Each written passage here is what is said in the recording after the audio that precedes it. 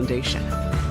And together with your support, we are building a bold future where national parks are vibrant, protected, and welcoming. Today, tomorrow, forever. Donate at nationalparks.org/foundation. Chicago's Progressive Talk, WCPT 820, where facts matter. Welcome to Choose Views with Richard Chew. Get ready to dive into a world of insightful conversations and thought-provoking discussions. As progressives, our job is to have an all-inclusive, full-on assault with all of our players. A show that focuses on moving our political, social, economic, gender, and cultural conversation forward. And all of our players means all of our players. It's Choose Views. And now, here's your host, Richard Chew. Good Friday morning, political fighters. Welcome to the July 24th, 2026 edition of Choose Views. 773-763-9278 is our number. Find my show on Facebook Live, TuneIn Radio, and YouTube. And you can email me at richard@WCPT820.com. Follow me on all the socials, yes, under Choose Views, and catch all of our shows by subscribing to our WCPT podcast on Apple Podcast, Spotify, Amazon Music, and iHeartRadio. There you can get Choose Views featured interviews, Joan Esposito, live, local, and progressive, the great Patty Vasquez driving it home. It's the Democracy Stupid, and it's Saturday tomorrow, so you know Edwin's going to be hanging out with you. And out Chicago, as well as our other great shows and interviews. And make sure in the evenings, guys, and we're going to have them today, the Politics Bar is going to be with us. I'll tell you about that in a minute. Make sure in the evenings you're checking out the Politics Bar, the Matt McNeil Show, and the Gailey Show. And make your way over to Heartland Signal. A couple of cool things that are happening over there. A couple of quick articles. Probably one of the one you guys want to check out again. Last week, as you remember, I had a chance to speak with Peggy Flanagan. And she spoke in depth about the importance of grassroots organizing and what it's accomplished in the state in Minnesota, where they can, she's running for U.S. Senate, but she's also fully aware of the importance of the grassroots connection that state has provided so many of the great leaders from Minnesota. So make your way over to heartlandsignal.com and check out what we're doing there. Let me, guys, give you the lineup. On today's show, we will be talking in a few minutes with Illinois Senator Elgie Sims, talking about the governor's recent designation of Emmett Till Day and that recognition. So he'll be with us for a few minutes just to chat about what's happening there. In the 6:30 hour, Rick Smith, host of the Rick Smith Show, will be with us.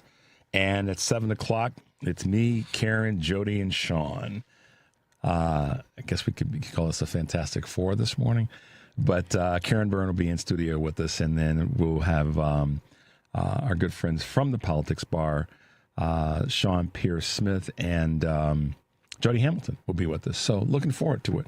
7:30, we'll be talking with one of Minnesota's leading voices and a very important voice right now in Minnesota politics, and that's Richard Carlbom, who is the chair of the Minnesota Democratic Farm Labor Party, also known as the DFL.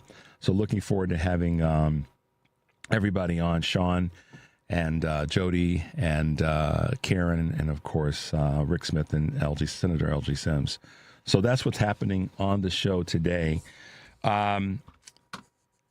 We'll hit everything we can. I'll put it that way because we got a lot going on. But question of the day that I want to hit you guys with real quickly is, other than the increases at the gas pump, which have been significant, so I don't want to make them less than they have been, but other than the increases at the gas pump, what is another area that you have had specific budget or expense increases since the start of Trump's war? So, the conversation around gas prices is a big one. It's something that, I think pretty much everybody has leaned in on in one way or another, certainly on our side of this conversation. But what are some other areas where you guys you've got some noted expenses that have increased that you can say, yeah, I'm paying more for this or I'm paying more for that? I did a breakdown, if you guys remember last week, on what those numbers look like in terms of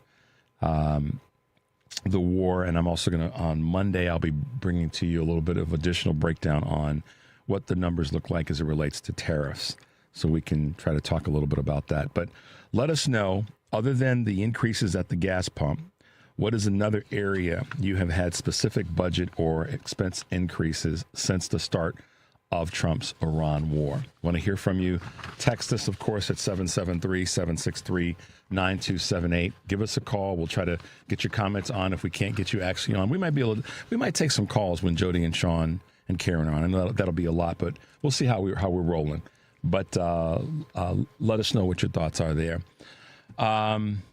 So I know we probably may talk about this when our guests are on, but I want to make my comments about it right now. I am, in the words of the late Fannie Lou Hamer, if you don't know who she is, look her up. I'm sick and tired of being sick and tired of being sick and tired of police officers gunning down people in the streets, whether they be ICE or they be Metropolitan Police of any city. I don't care, blue, red, in between. I'm sick and tired of that. On any given day, we're starting to wonder. I mean, unfortunately, I felt this way a long time in my life for the obvious reasons that you know about me and being a black dude in the good old United States of America. But doggone it, when is this craziness going to stop? That officer should be fired, if not prosecuted. I don't need to see all the investigative detail and all the whatever they want to throw at us to make it sound like it was a justified shooting of this gentleman in Madison. I watched the video more than enough times to make my own assessment. I don't need to have them. They're doing their investigative whatever. That was an assassination. And let me just tell you, I asked this question to try to be fair. Should we stop tasing people? Because I'm just going to go with what I know could potentially happen to someone that gets tased.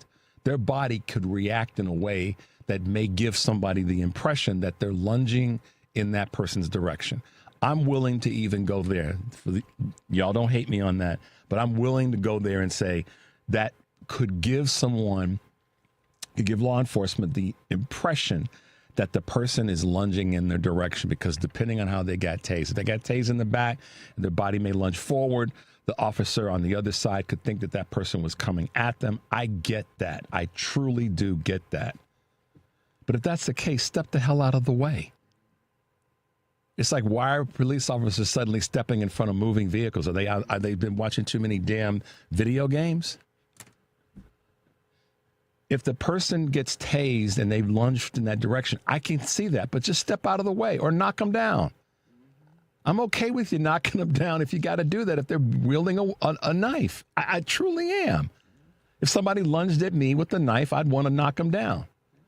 But I don't care what anybody in law enforcement or ex-law enforcement, I don't give a damn. To pull your gun, to unholster your gun and fire 3 shots into somebody that's 4 feet away from you, I'm sorry, y'all. No, I'm not. That's a punk-ass move. And we have to do better, America. There is no way on God's green earth and planet that we should be allowing police officers to assassinate people on the street. And I'm going to go here too. I don't care if he was Hispanic, African American, Muslim, Asian, white, from the north, the south, the east, or the west, male, female, LGBTQ plus. I don't care. This garbage has got to stop. And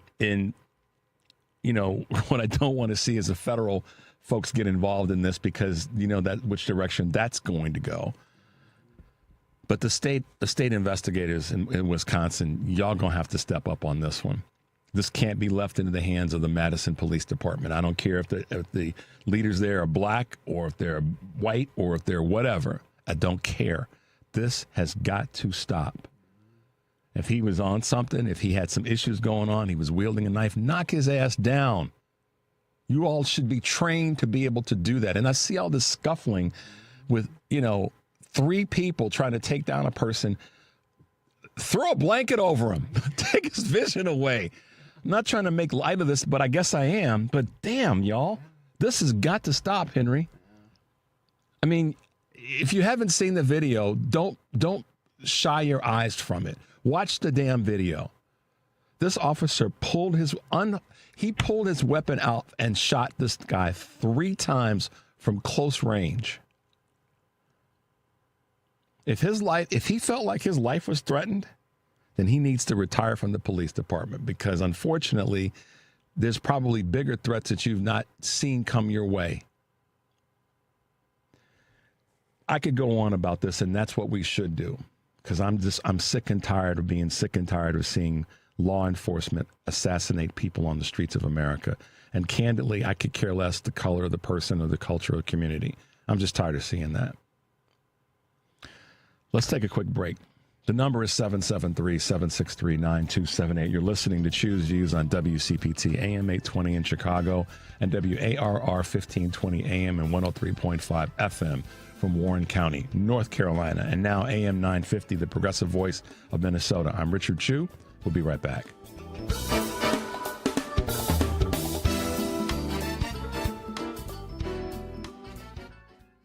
This is WCPT telling you how you can shop blue. Are you looking to get that new computer so you can do great things like surf the web, find Heartland Signal, and stream WCPT? Let's look at some computer companies that support the Democratic Party. Lenovo donates $56,000 to the Democratic Party in 2024. That's 89% of their donations. While Hewlett-Packard, or HP, donated $383,000 to the Democratic Party, as well 89% of their donations went to Democrats. Apple donated $4,701,347 to the Democratic Party. Microsoft donated $5,397,633 to Democrats in 2024, while Sony donated $1,268,000 to the Democratic Party in 2024. That was 95% of their donations, everybody. This has been WCPT telling you how you can shop blue.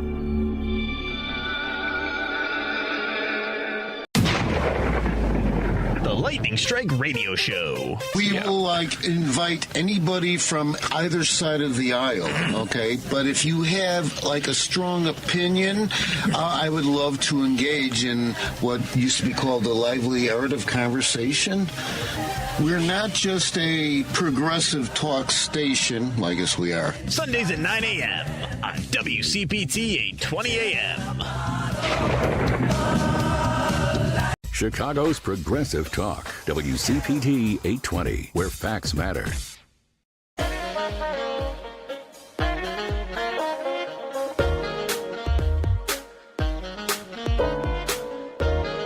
All right, guys, welcome back to the show. If you're just tuning in and listening to Choose Views on WCPT AM 820 in Chicago, today on Live, Local, and Progressive, Joan Esposito will be taking your calls for the first half of the show, then talking to Chris Fitzsimmons, host of the Stories from the States podcast, retired Army General Randy Manner, former acting vice chair of the National Guard Bureau, and Jennifer Militello, the New Hampshire Poet Laureate, will be with Joan, Live, Local, and Progressive today, and always weekdays 2 to 5 on WCPT, heartlandsignal.com, and tune in, as well as this afternoon from 5 to 7, or this evening, I should say, driving in home. Patty Vasquez will be joined by co-host Natalie Ziemba, Woodstock City Council member, Robert Held, Chicago attorney, and Patty will also talk to Alex Papadopoulos, president and founder of the Igea Wealth Management Company. Driving it home with Patty Vasquez, weekdays 5 to 7 here on WCPT,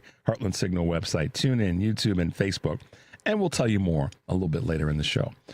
That being said, let's grab our first guest. He is Illinois State Senator representing the 17th District. Look at him. Senator Sims, good morning, sir. How you doing? I'm outstanding, Richard. How about you this morning? I'm doing well. I'm doing well. It's good to see you. Thanks for taking some time to hang out with us for a little bit. I know that I was thinking about you this morning on the drive in, thinking about how I was going to start this conversation, because what you're going to talk about is yet again something that it's a reminder of.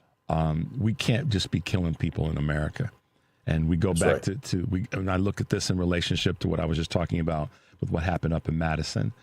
And of course, you're here to talk about Emmett Till Day in the state of Illinois. So take it away, Senator. I'll shut up. Well, Richard, first of all, thanks for having me. It's always great to be with you.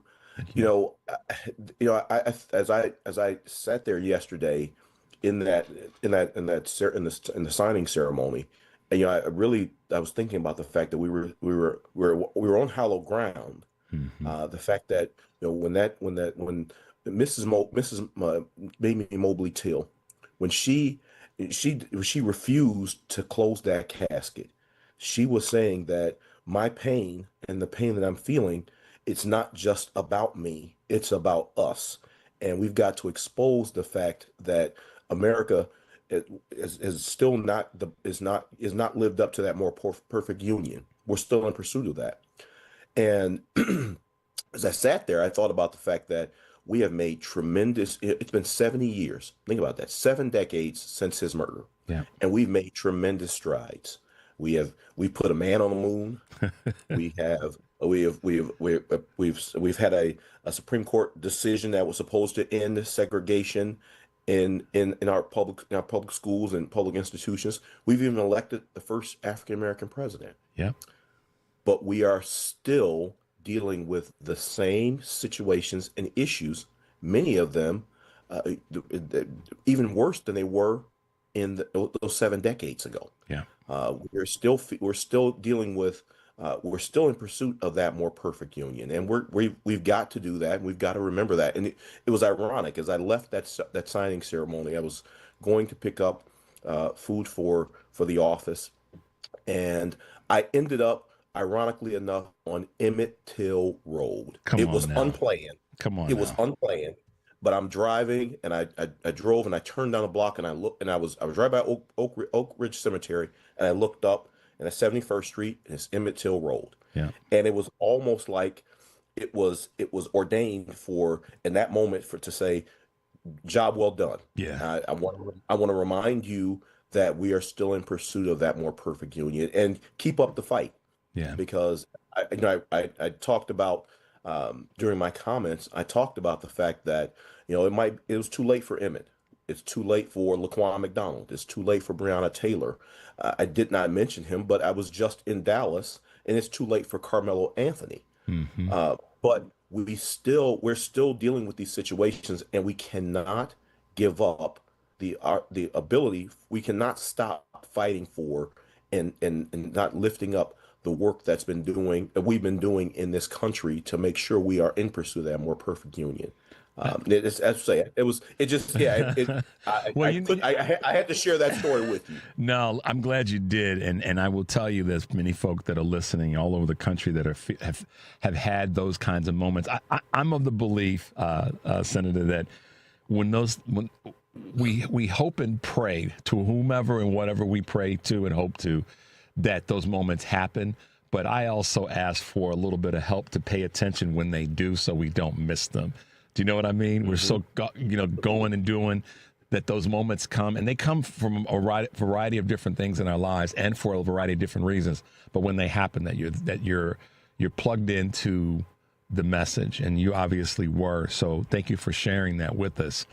The simple question, as I ask, and I know we don't have a ton of time this morning, but what was other than the obvious, the genesis, the origin of putting this together, and the governor being a part of this, and you guys making sure that this happened? What was this thing that said, all right, let's get this done?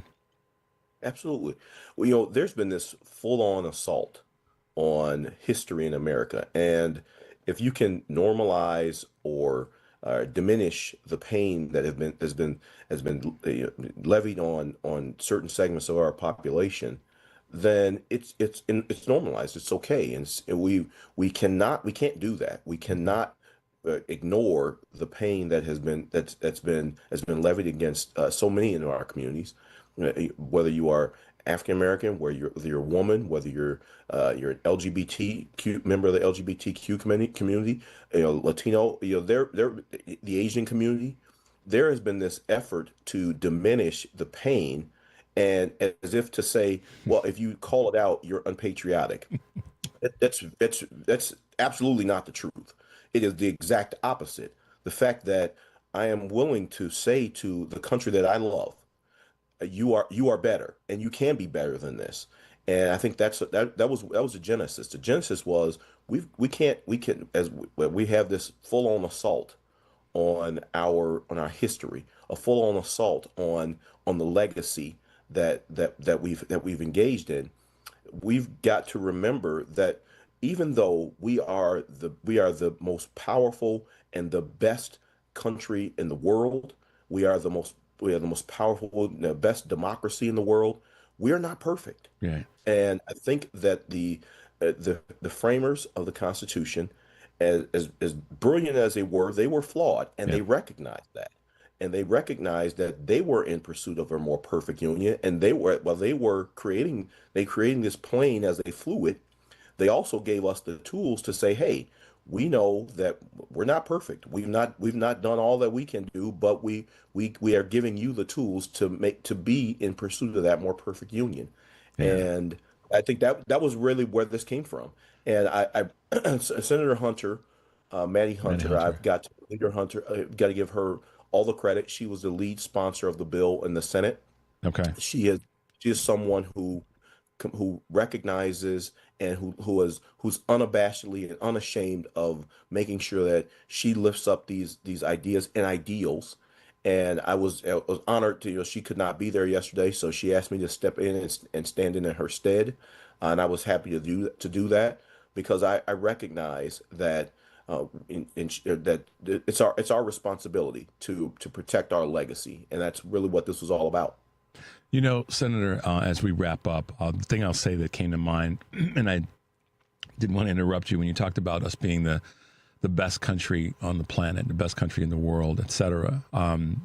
What comes with that in that pursuit and living that out in actuality is an immense responsibility to constantly check and review.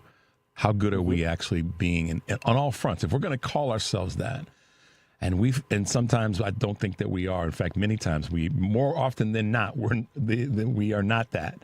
But I think that the responsibility that comes with the label, with that, is we have to do a better job, or constantly be in that, review and criticism to push toward, as you said, being better, working to be better, making sure that we don't leave people behind, that we aren't causing harm in communities, and all the rest of the things that could be on that list of what would make us better. But it's important that we have these conversations, and I'm glad that you guys were willing to not just have a conversation, but also put something in place to acknowledge the sadness, but also the greatness that we've been able to create post Emmett Till's murder. How can folks find you as we let you go this morning? I know you got a busy morning, but how can folks get with the good senator? I appreciate that. You can always call my office at 773-933-7715. Visit my website at www.senatorlgsims.com. If folks are looking for something to do today, we're actually hosting a movie night where we're showing the movie Michael in partnership with Carter Temple CME Church, 7841 South Wabash, at 1:00. So if they go to my website, we still have there are a few tickets still left. We're running out, but if folks are interested, we'd certainly love to have them come by. Absolutely. Senator Elgie Sims from the 17th District here in Illinois, one of our great leaders. Thanks so much for hanging out with us this morning. Have a great rest of the day, okay? Appreciate you, my friend. Thanks so much. You too. For having me. Bye-bye. All right. Guys, let's take a quick break. The number is 773-763-9278. You're listening to Choose Views on WCPT, AM 820 in Chicago, and WARR 1520 AM and 103.5 FM from Warren County, North Carolina. AM 950, the progressive voice of Minnesota. I'm Richard Chu, and we come back. We'll be talking with another great progressive voice, Rick Smith, the host of The Rick Smith Show. We'll be right back.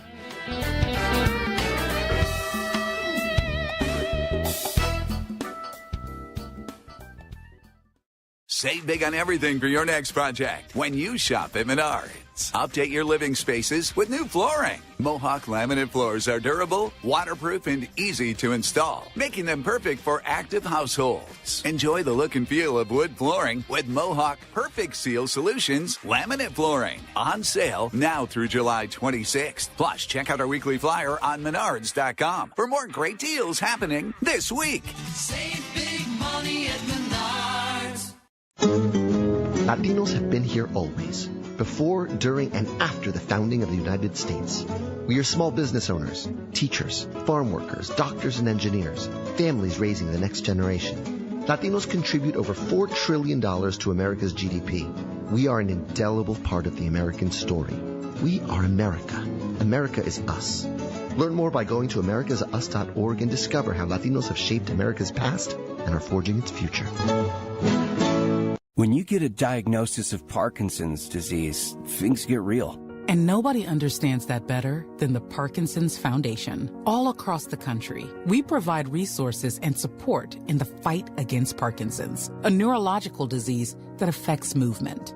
The Parkinson's Foundation is dedicated to improving care and advancing research towards a cure. And when you call our helpline, you'll speak to a real person who can help you find the right information. Because while living with Parkinson's can be challenging, there are things you can do to improve your quality of life. So, whether you're newly diagnosed, have been living with Parkinson's for years, or caring for a loved one, when Parkinson's gets real, find real answers at the Parkinson's Foundation. Go to parkinson.org or call our helpline at 1-800-4PD-INFO, 1-800-473-4636. The Parkinson's Foundation. Better lives together. This is Chicago's Progressive Talk, 820 AM, WCPT Willow Springs, and online at WCPT820.com, where facts matter. From the Weatherology Weather Center, I'm meteorologist Jennifer Wojcicki. Skies will become mostly sunny here for today with a high into the lower 80s. Winds out of the southwest around 5 to 10 miles per hour. And then for tonight, mostly clear with a low near 64. By Saturday, partial sunshine develops high around 81 degrees. And Sunday, a slight chance for showers and thunderstorms here late. Blend of clouds and sun with a high around 90. That's your latest Chicago weather update. Currently, it's 66. Because facts matter. You're listening to WCPT 820.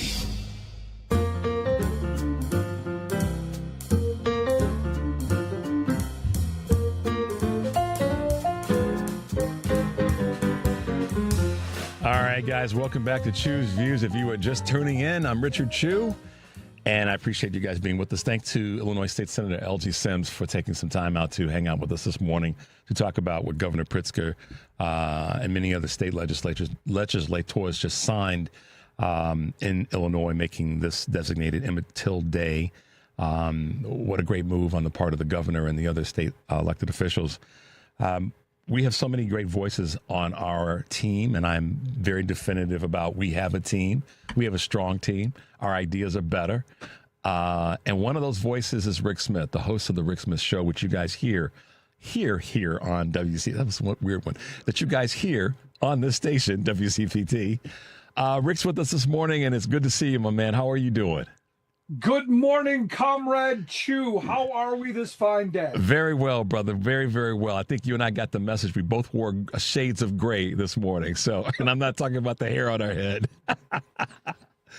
Rick, I got to tell you something, man. One of the things that like in the mornings, obviously, and I get to the station and we have you on and I'm listening to you and your broadcast. And there's been more than a few times where you were talking to someone and I'm like, oh, yeah, I got to add that to the conversation today. So it's always great to be on after your great show.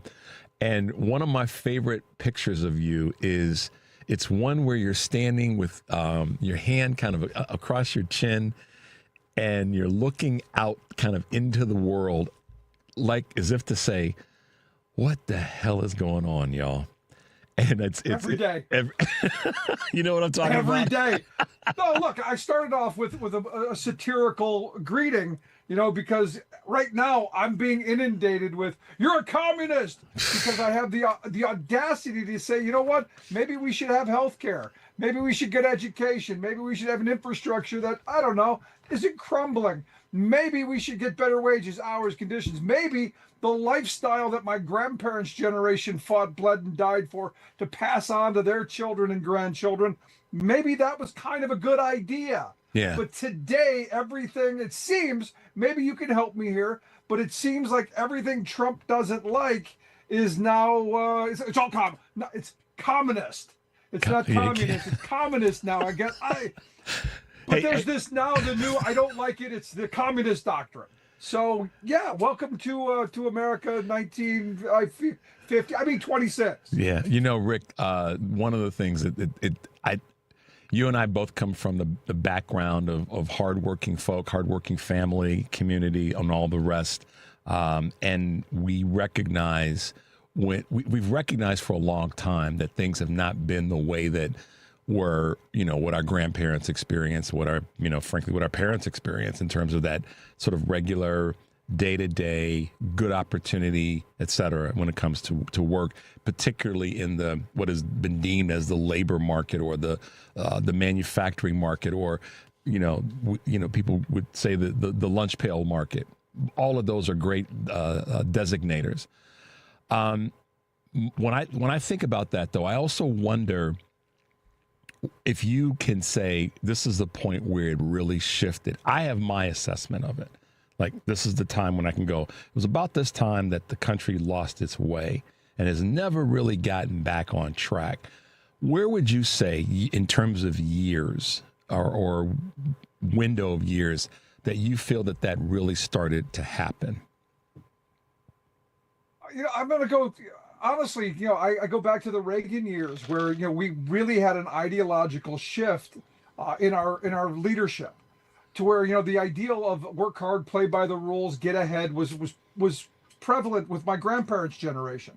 And then there was a mechanism to actually do this. Understand, the FDR era was about strong unions, strong public investment. That generation was able to build a lifestyle based on cheap housing, reasonable price products, and good wages. So their standard of living was higher. We then, during the Reagan era, everything became greed is good. The one who dies with the most toys wins. And now Wall Street is the center of what we do in financial speculation. And, we're going to gamble and win. And we turned housing into speculation. We turned everything into how someone can extract something from someone else. And now we've got a billionaire class second to none in history. And we've got a poverty class that's growing. And the gap between the haves and the have-nots has never been greater, even in the Gilded Age. Right. It's never been greater than it is right now. So look, the anger is real. And what are we fed? We're fed that if you don't like it, you're a communist. We've got the Red Scare with an iPhone. We've got Donald Trump saying that the communists are coming, but manufacturing, everything that we've got is done well by communists. It's a really bizarre moment to live. And check this America. Out. Last week, obviously his Week A speech that he gave, and then what Marco and Mark Wayne Mullen and Stephen Miller had to say about you. Yeah, I just saw your head shake. You, me, and thousands of other voices that are trying to keep the train from running off the track any further. If we say something that they don't like or that they think that they disagree with, that suddenly you and myself and many others are left-wing communists and we're here to evaporate society and mankind. I'm like, I saw that, and I spoke about it last Friday a little bit and then on Monday, but I look at that and I really, honestly, Trump's speech didn't like scare me or concern me, because he can't even speak words that need to be spoken on a good day. But what those three said to me was more concerning, or more not sound like Susan Collins, but something we got to lean into and pay attention to. No, without question. No, Richard, look, maybe I took it a little different than you, because I walked away from that speech going, that's probably the scariest political speech that I've ever heard, in that he's saying, we're going to sick the DOJ on anyone that we don't agree with. And, yeah, who let the dogs out?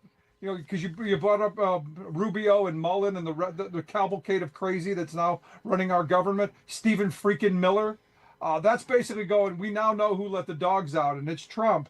And those are the people that I'm most afraid of. Yeah, me too. Because Trump has now given them the power and the authority and what he believes in his mind, because unitary everything is executive only theory. what's in his mind. Yeah. He's given them the ability to do it. And look, this is where the scary part comes. Immediately, my magosphere began hitting me with, we're going to go get those people. So those federal workers who were doing their job as tasked by Congress, they're now enemies of the state. And that's what's frightening to me when you're going to have a government.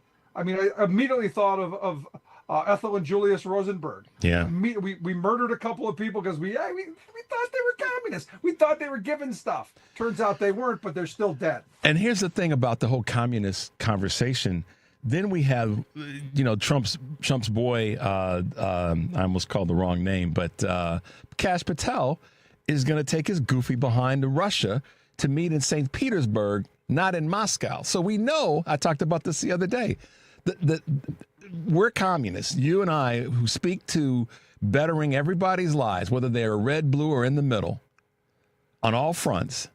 But this guy who's been an election denier and all the rest that he's carried, and frankly an a-hole when it comes to being the director of that department, now he's running off to Russia in October, right before the election. I'm okay with it. Let him go.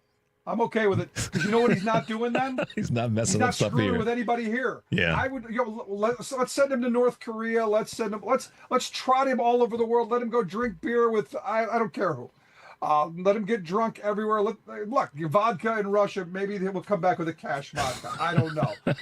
And look, if you want to slap the FBI logo on it, great. Just don't be screwing with people. Yeah. This is my problem when.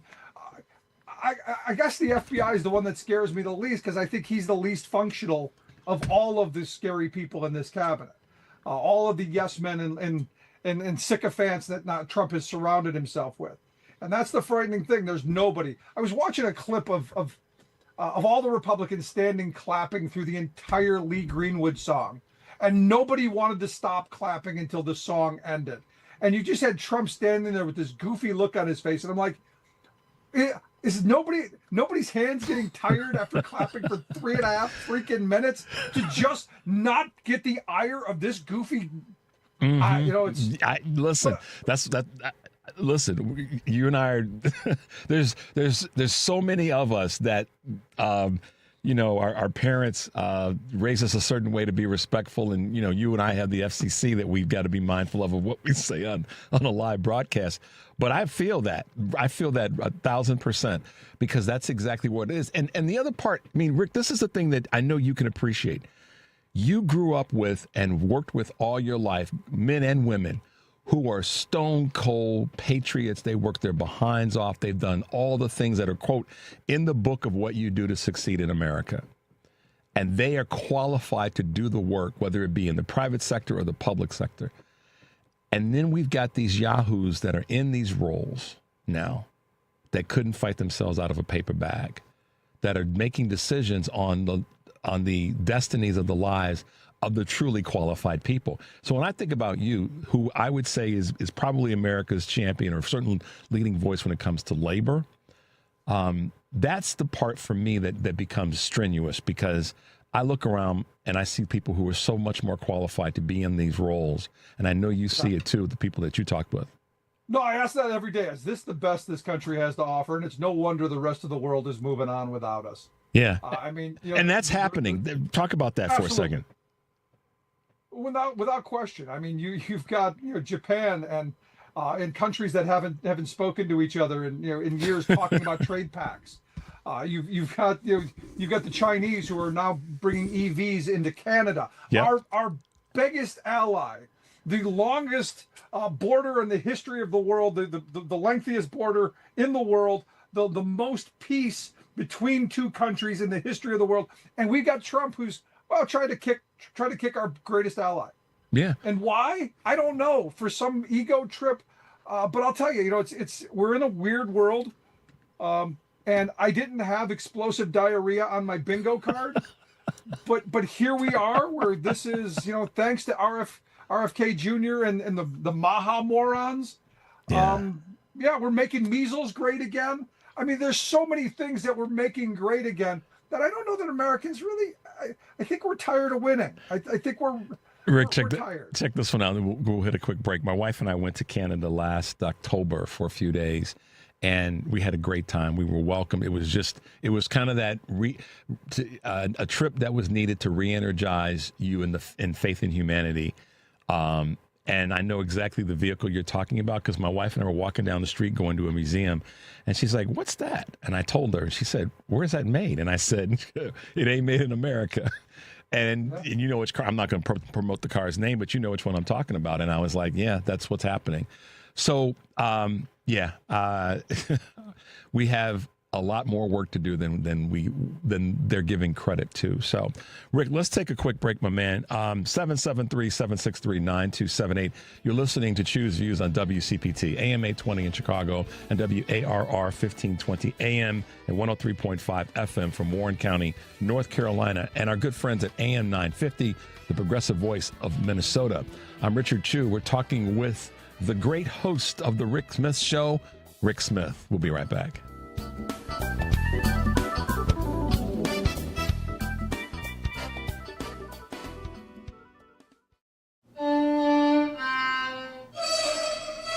Let's be honest. The National Symphony may not be in his future, but he wanted to try violin. So you said yes because you love him.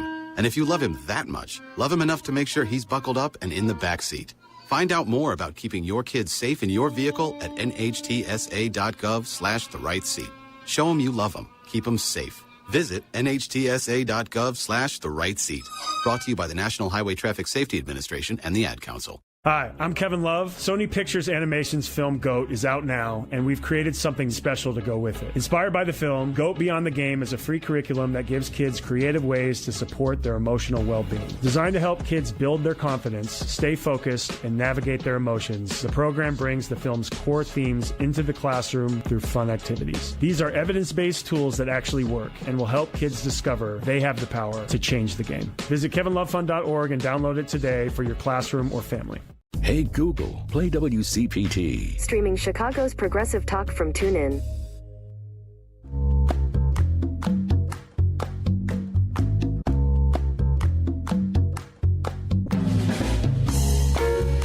All right, guys, welcome back to Choose Views. If you're just tuning in, I'm Richard Chu. We are talking with Rick Smith, host of The Rick Smith Show. As I say, and I've said so many times, one of the unique perspectives and leading voices when it comes to progressive conversations, and very, very specifically leading voices when it comes to the labor movement that we want to re-energize in our great country. Rick, I hear people talk about this a lot in terms of we can't tax the rich, and we should be, but you know where I'm coming from. Taxing the rich is going to influence the downflow of money and that whole garbage, which you and I have seen for 4 decades was a bunch of garbage. There's some other fancy words that we could use, but that's the one we'll use today. I have this real simple solution, not solution, but a real simple application to this conversation. If they don't want to tax, if those who don't want to tax the rich don't want to tax the rich, then the other side of that coin, because you're not going to get everything, you shouldn't get everything, just pay people more money. I mean, to fix one of the biggest issues, when I look at this from a financial planner standpoint and an advisor, I think, okay, well, if we can create more income, then that helps to solve one of the concerns when it comes to inflation, when it comes to tariffs that are not effectively used or properly used. Let's just pay people more money. If we go back to when you and I were teenagers, to your point about parents and grandparents, it was capable for a family to live on $25,000 a year if it's a combined income or a single income. That was a reality. But we haven't seen the wage growth that is beyond necessary. And There's a reason for that. Go for it. There's an absolute reason for that. I mean, again, I pointed to the Reagan era, the assault on the top marginal tax rate, taking it from 70% down to 28%, ballooning our national deficits and our debts, and also the shot heard around the boardroom, go after unions. It was those moments that began this downward slide. Look, you could go a little even, the assault on labor started even a little bit earlier, but it was really the pedal to the metal during the Reagan years that we're going after those unions. We're going after, the top marginal tax rate. And those two things are what drove higher wages. Corporations didn't want to give government money, so they gave it to their workers, and the workers had the ability to demand more. So it was this environment that was put into place by the FDR era that built the most prosperous working class in history. And by dismantling those guardrails and going, hey, go get as much as you want, because we got a trillionaire now, Richard. Yeah. A trillionaire. In our lifetime, whether I thought it would happen or not is irrelevant. It has happened. But here's the part about that, and many of the other. If we take the top, let's take the people that were on the stage, if you will, at the inauguration. Let's take those faces that we've all seen now, and juxtapose that against the people who are asking that class of people pay more in taxes, or that we change the tax code to affect taxing differently. And here's my point. Those people are the same ones, and there are hundreds of other business leaders that don't want to see us change taxes. And they also are the ones that don't want to see programs that help people who need help be bolstered up. But ironically, none of them, Musk, Thiel, Zuckerberg, Bezos, and the list goes on, none of them would be where they are had it not been for support systems provided by state and federal governments to help them move their business idea or company forward. And frankly, in some cases, even get it off the ground. And that's where many people forget about the hypocrisy when we talk about social programs and social networks and social. No, Richard. They pulled themselves up by their bootstraps. They did it all alone. They were, they came from dirt, and they emerged because they were chosen by God to be these people, because that's what we like to tell ourselves or they like us to believe. But the reality is you're right. It was all of our investment. It was all of our blood, sweat, and tears that created these things. And, Trump said the other day that, rich people are leaving blue states, and the blue states are going to be the ghettos of the future because all the rich people are going to be gone. And you go, no, the rich people will be gone. And you know what we'll do? We'll figure out how to make more rich people because we're still going to have to, do all the things that need to be done. Someone's going to step into that space. We're going to invest in things, especially in blue states that see good governance as a way to get people the things that they need, whether it's healthcare, education, infrastructure, or decent wages. And I come back to, for me, the way forward as a labor guy is we go and we fight and we get stronger contracts, get more people in the unions, and we fight for a bigger slice of that pie. The fact that stock buybacks are a thing in this day means that workers aren't being paid enough because there's excess profits the money's just there. laying around. The money's there. That's the thing that this is where, and my good friend Karen Byrne, who hosts a podcast, TruBlu Politics podcast, is going to be on with us at 7:00. But we talk about this a lot in the framework of the corporate media. The corporate media they cannot talk about what you just said, those last two sentences. The money is there. It's not a question of it not being there, because the stock buybacks is spot on. One of the leading reasons why we know it's there. We know that the resources, not just the money, but all of the resources that would make things better for folks from the bottom up, if you want to use that, it's there. They don't have to go out and create new. It's right there now. And that's in everything, Richard. That's not just in wages. That's in healthcare. That's in education. That's in everything that made this country great. You go back to the fabulous 50s where everyone goes, that's when America was great. Education, someone could work a minimum wage. I have a friend who, during the 60s, working a waitress job, was able to afford a crappy apartment, a crummy car, and paid her way full through the University of Michigan, all the way through law school. Had no debt. And why was that? Because we invested in that. You want to go through the University of Michigan all the way through law school? What do you think your lifetime debt load is going to be? You may as well just say, I'm not going to do that. I'm going to buy a house instead and start now. Because good luck doing that. But good luck doing that. No, good luck doing that, because back then, the cost of a house back then was 1.5 to 2 times a yearly salary. Now it's 6 to 10 times as much. So, what we've done is we've created this wealth class, this heavy weight on our system that has to be paid patronage or some kind of, here's our honor, here you go. So for us to survive, and look, we can do better. We can do so much better. Rick, Look, how do you think this? We know that right now the federal government under this administration is completely, there's so many words we can use, but they're so messed up. They're corrupt. They're corrupt. Yeah, that's actually we should use that more often. They are corrupt. But let's talk about some states. When you said this about, people are going to be leaving the blue states and going to the red states, first of all, they won't, because the businesses aren't going to do that because of the infrastructure. Every now and again, there's a business that might move for whatever reason, but the infrastructure is not there in those red states to sustain or to even really be attractive to a company that would move from a blue state, if you will. And it's not going to happen in mass. But real quick, and I know we got to jump in a second, but when you were talking earlier about how the number of that point, is there anything that's trackable that's showing that's happening, or is it just the bluster that's coming from these idiots in Washington? Well, people move around, and there are going to be high profile things. I mean, what Trump used to make that statement was Chicago.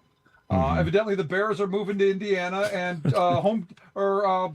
True Value hardware stores, which I thought were out of business. I didn't even know they had a headquarters anymore, because I thought they got absorbed. But evidently, they're moving to Indiana as well. To Fort Wayne, so that's what they used it as the example. Oh, these are doing this, and I'm going, no, I don't see this mass exodus. But yeah, will there be some high profile people to move around ideologically to prove a point? Sure, and good, go. Bye. See ya. Wouldn't want to be you. You want to live in Indiana? Go ahead. Yeah, and because that's what Texas. That's what's happening, Rick. And you've seen this. You've actually talked about this. Those communities which have been decimated for such a long time, they have a labor shortage. So why in the hell are you going to move your company to that community? No disrespect to the community, but they don't have the infrastructure, and they don't have the people, the talent to take on the people that are going to be needed to run those businesses. So, but that's the fault. But that's the fault of the leaders in that red community. Just being totally candid. So, no. But the good thing is, and thank goodness for Donald Trump, recently announced the Ratepayer Protection Pledge. Donald Trump now cares about your electricity rates. He now cares deeply, and understand. Donald Trump promising to protect your utility bills, kind of the same way he protected Atlantic City, right up until the lights went out. So good. But what I did find funny is he then again, as he normally does, makes some you-know-what up, going, the wind wasn't working that day, so people couldn't watch my debate. And you go, again, file this under the daily comment of things that never happen. Corruption and BS running together. And by the way, Rick, did you get your Trump account started? Did you sign up? Did you get that signed up yet for the grandkids? Oh, look, I think, but again, this is one of those things that Trump masterfully overtook. I actually agree with the concept. I agree with the concept of baby bonds. I agree with the concept of government doing this. Now you're going to get rid of me, and now you got me ticked off, because that's socialism. That is freaking socialism. No, it's not. No, it's not. In favor of. It's Trump brilliance. No, it's not. Rick Smith, y'all, the host of the Rick Smith Show. And I got him riled up, and he's got that big cherubic smile on now. He's ready to go. Man, thanks for hanging out with us this morning. We appreciate all the work that you do. Have a great weekend, okay? You too, brother. And big hugs to you and to your wife and your family, because we have been in your corner for 2 years now in that space, and we just applaud the way in which you've been such a great guy there. So we love you, man. Take care, all right? Appreciate it, brother. Talk to you soon. Let's bump out of here. Quick commercial. 773-763-9278 is the number you're listening to. Choose Views on WCPT, AM 820 in Chicago, and WARR 1520 AM and 103.5 FM from Warren County, North Carolina. AM 950, the progressive voice of Minnesota. I'm Richard Chu. We come back. The train is still moving, y'all. Karen Byrne, Jody Hamilton, Scott Smith, Peirce. Wow. We'll be right back.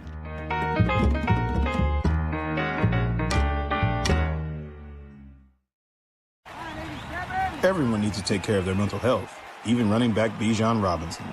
When I'm on the field and feeling the pressure, I usually just take a deep breath.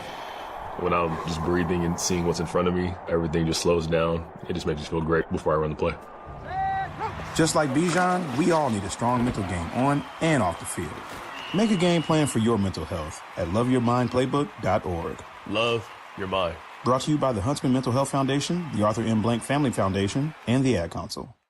You served behind the desk. You served in combat. You did 4 years and got out. You were drafted. You gave 20 years. You gave exactly what your country needed. You are a veteran. You are a veteran. You are a veteran, and you deserve support. If you're struggling with life after service, don't wait. Reach out. Find resources at va.gov/reach. Brought to you by the United States Department of Veterans Affairs and the Ad Council.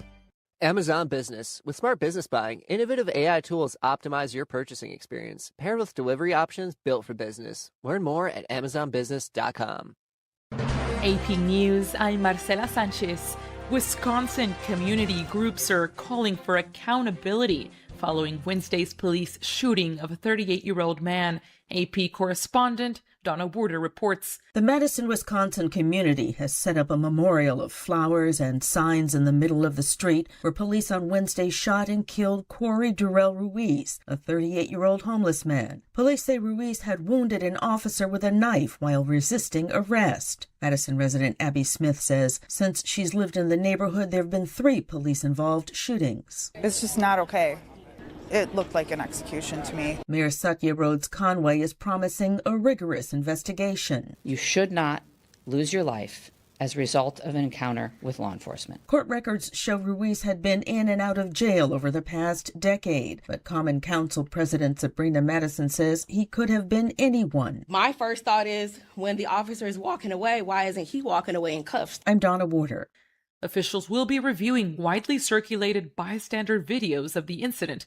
However, one key perspective won't be included: footage from the officer's body-worn cameras. That's because the city of Madison does not require its police to wear them. The Trump administration's new 10 to 12.5% tariffs on imports from 60 trading partners are now in effect. President Trump says these countries did not adequately enforce a ban on goods made with forced labor. The new tariffs kicked in just as Trump's temporary 10% worldwide tariffs expired at midnight. Forecasters say Hurricane Fausto has strengthened into a Category 2 storm in the Pacific Ocean and is expected to approach the Hawaiian Islands next week. More stories at apnews.com. This is AP News. A nun in Texas is speaking out about being detained by ICE. The AP's Ed Donahue has the story. Sister Letitia Ugboaja was walking to Sunday Mass last month in McAllen, Texas, in her nun's habit, when 2 armed men approached her. I was very much afraid. Ugboaja's attorney says she has for years been granted protection from removal to her native Nigeria because she was likely to face torture there. Since this happened on a Sunday, Ugboaja said it was heartbreaking she could not go to Mass. Even when I told him, can I go to Mass? Can I just attend Mass? Can I receive communion? And the answer was no. She was released several hours after being detained and is grateful for those who have helped her. Gratitude does not mean I can stay quiet about what happened to me. Ugboaja has a check-in appointment with ICE next week. I'm Ed Donahue. And I'm Marcela Sanchez, AP News. This is 820 AM, WCPT Willow Springs, and streaming worldwide at WCPT820.com. We are Chicago's progressive talk, where facts matter. Now, your WCPT 820 weather update. From the Weatherology Weather Center, I'm meteorologist Jennifer Wojcicki. Skies will become mostly sunny here for today with a high into the lower 80s. Winds out of the southwest around 5 to 10 miles per hour. And then for tonight, mostly clear with a low near 64. By Saturday, partial sunshine develops high around 81 degrees. And Sunday, a slight chance for showers and thunderstorms here late. Blend of clouds and sun with a high around 90. That's your latest Chicago weather update. Currently, it's 66. This is WCPT telling you how you can shop blue. Not gonna lie, Being union president is nice. The guys are always patting my big bald head for luck, pinch my belly to hear me laugh like the Pillsbury Doughboy. Which got me thinking, which bread companies support the Democratic Party? Artisano and Brownberry. Now, both those brands are owned by Bimbo Bakeries. Bimbo Bakeries as a whole does not give to politics as a company. Some of their senior leaders do, and 58% of those donations went to Democrats. Pepperidge Farms. Pepperidge Farms is owned by Campbell Soup Company. They as a company do not donate to politics, but some of their senior leaders and other employees do, and 83% of those donations went to Democrats. Panera. Panera is owned by Jab, a German company, and they do not donate to American politics. And if you're wondering about Pillsbury, often over 80% of their political donations go to Democrats. This has been WCPT telling you how you can shop blue. WCPT 820, Chicago's progressive talk, where facts matter.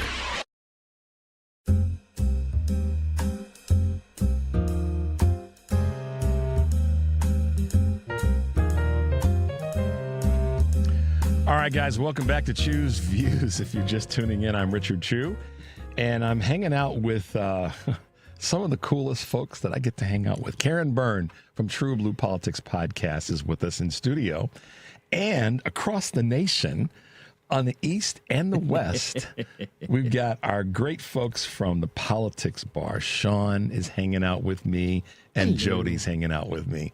Hello. Good morning, y'all. Hello. Morning. Okay, how's everybody doing there in Chicago? Good morning. Everybody raise their beverage. I know it's not the Politics Bar, but it is. There we go. Raise a beverage. Now, if you notice, I got the Nebraska Cornhuskers mug. Yeah, I saw that. Got to rep my my home state. You know? There you go. I totally get that. It's good to see you, all three of you guys, and thanks for hanging out with us this morning. I was just talking with Rick Smith about what he made a great point of is that the corruption is the thing right now. Mm-hmm. And it's clear, it's rampant through this entire administration. There is no, kinda they're doing this or they're leaning toward that. I said last May, I believe it was, that we weren't teetering toward authoritarianism, that we were there. Mm-hmm. And this past week has been yet another example, as I said, that Marco, Stephen, and Mark Wayne Mullen, made it their thing. That we're coming after you folks that run your mouth when it comes to what we say is going to happen and how we're going to do it, and we don't give a damn what you have to say, because if you say something, we're going to come after you. And for me, beyond pretty much anything that's happened this week, that's been kind of my lightning rod. Because I don't think a lot of people are paying attention beyond those of us that are saying things and speaking out, that's the scary thing. That's the thing that we have to not be scared of, but we have to step up to. We have to step up to that. I think it's interesting that you kind of mentioned that, although I think it's look, we talked about it, Jody, Wednesday, Thursday, something like that, with Hunter Biden? Yeah. He's talking about it. Heather Cox Richardson was talking about it last night on social media. And the it is what we've jokingly called at the Politics Bar for over a year now, half-fascism. Because it would be a lot scarier if these people actually could count their eyeballs and get the same number twice. I mean, it's Keystone Cops, but terrifying. I mean, yes, it's awful and it's horrible, but just look at the shooting that happened up in Madison. Yeah, don't get me started on that. I know, and I heard that the first thing this morning, but I'm saying, regardless of if you look at that, you can look at that in complete isolation compared to the half-fascism of the Trump regime. Because we've had that kind of thing going on, unfortunately, for way too long here in the United States. So there's that. But then there is their half-fascism. Like, yesterday, was it evening or whatever it was, the New York Times handing the Trump DOJ their ass and telling them, those little subpoenas you had where you're trying to go after our journalists, including, by the way, Maggie Haberman, who we all know that you guys have been shoveling information to for a long time. Right. They basically, slid that back across the desk and said, why don't you shove this where the sun don't shine, you... And they're like, oh, I guess we did this wrong. It's like, yeah, because you're idiots. Because you're stupid. Because you can't catch your eyeballs and get the same number twice. Half fascism. I like that. I like that. Half-ass plus fascism. It's half fascism. We've been saying for a long time. Karen, I know you laughed when we first said that, like I said, almost a year ago. And Yep. It's exactly what it is. But it's scary. It's dangerous. It's, seeing what they're doing to people in the streets, with these ICE roundups. It's just, and they're promising more. And this wasn't even what happened in Madison, wasn't even an ICE roundup. No. I mean, No, this is just business as usual in police departments across the country. Right. Yeah. One of the reforms that I firmly believe that we all need to get involved in that absolutely should be is that law enforcement officers of every type and kind all need to go into a single database. It all has to, if you want to work in that field, you have to be willing to be in a database that will track everything you do. So that way you can't have one little monster go over here and mess things up. And then, we fired him and he goes over here to another one. And, we didn't look at his record or whatever. No. Be like, look, if you do something like, and you don't get, kill and somebody, the second, you don't get to be in the career anymore. The second chance that they're getting when they take someone's life, and particularly when, like I said earlier, and you heard me talk about this, I don't need to let the law enforcement leaders in Madison determine what happened here. We saw it, and we saw that incredibly horrible judgment was used. He assassinated that guy on the streets. Yep. There's no question, like, he felt his life. And I even went down the path, and if you guys heard me say this, I'll say it. If you did, I'll say it again.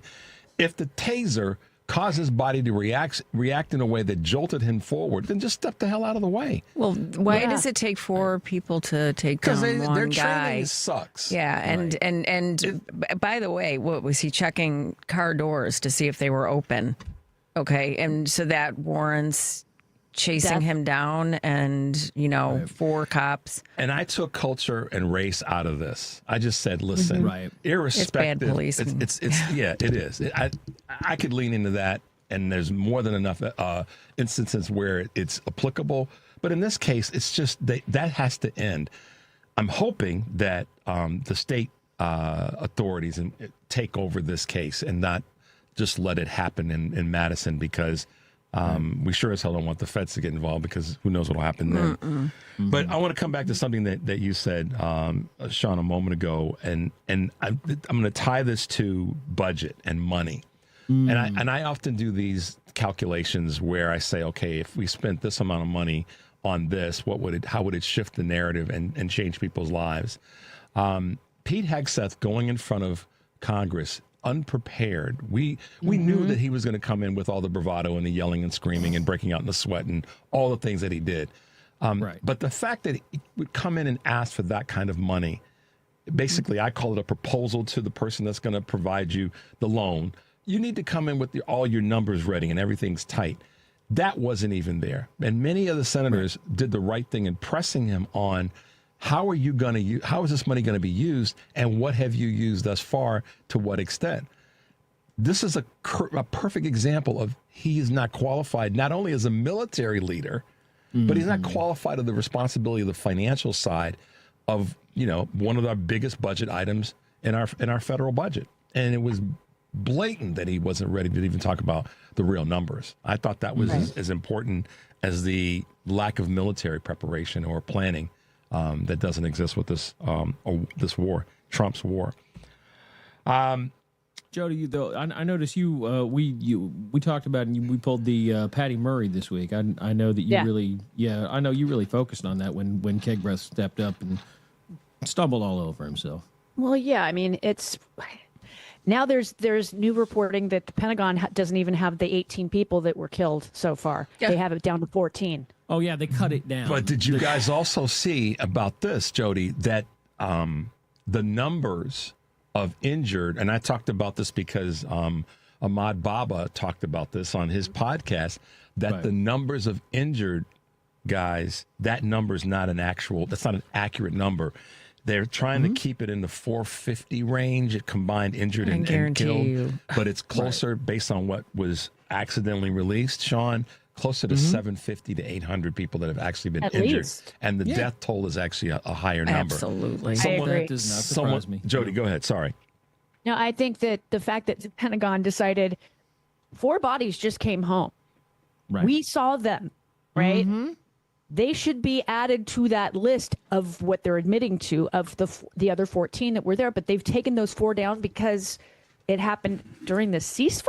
I'm not quite sure what the reasoning is, and it's like 18 people that we know of are for sure dead. Right. Mm-hmm. Those families know this. Mm-hmm. There are more families that we don't know about that are grieving their sons and daughters, or husbands and wives, whichever. So it's disgusting. And we can't believe them. To add on to that, Jody, then to now hear Trump talk about the fact that the Iranian people, they're going to further the attacks because the Iranian people, as he's quoted, haven't suffered enough pain yet.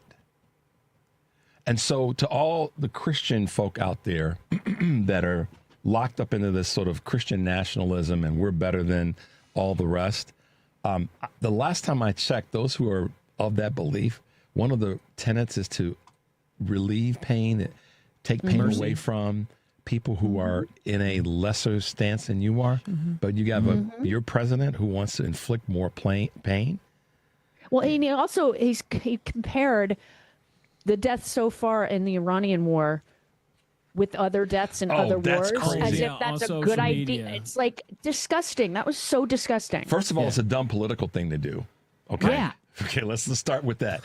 But, okay, we shouldn't start with that because we're talking about people's lives. But let's talk about it from that perspective. That's a dumb thing to do, Karen. Yeah. To start there politically. But that just leads into what Shawn, you've said so many times. He doesn't give a damn. He doesn't care. No. I think all of this is of a piece. And part of it is the fact that, yes, I mean, we should. I'm not saying we shouldn't get worked up because we should. But we need to also remind ourselves to not get caught up in the getting worked up about it. We just need to vent a little and then mark it down on a sheet. Because when we go forward, one of the things, the 2 big things, we joke over at the politics bar, we keep saying, America needs AA, affordability and accountability. Yep. And we need to make sure that we have a list. We know in Illinois, Governor Pritzker made sure that you guys have, so people can report all the nasty things that ICE has done, so that when we get a decent federal government back in, that every single one of those ICE monsters is going to have a very hellacious rest of their 50 years that they have to live on Earth. And that's the kind of thing is we need to make sure that when we get this done, and when we good folks get back in control, every single one of these things that's done, even into removing the names of these people from that death list, everybody who's involved is hurting so bad. Yeah, talk about inflicting some pain. They get punished. They get inflict some pain back on the people who did it wrong. So they go, you know what? I'm gonna choose not to do things the wrong way again going forward. I'm not going to follow the half-ashes. I'm not going to be a dumbass. If I get out of prison in time. Right, exactly. That's what Let's take a quick break, y'all. Yeah. Let's take a quick break. 773-763-9278 is the number you're listening to. Choose Views on WCPT, AM 820 in Chicago, and WARR 1520 AM and 103.5 FM from Warren County, North Carolina, and AM 950, the progressive voice of Minnesota. I'm Richard Chu. It's me, Jody, Shawn, Karen, and we'll be right back.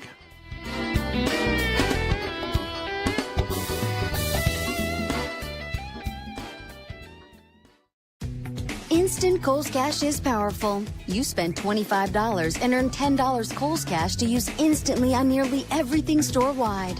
So now you're grabbing new shoes and nodding at your receipt like you negotiated the deal. Plus, Kohl's Rewards members earn 3 times rewards. Get instant Kohl's Cash this weekend at Kohl's.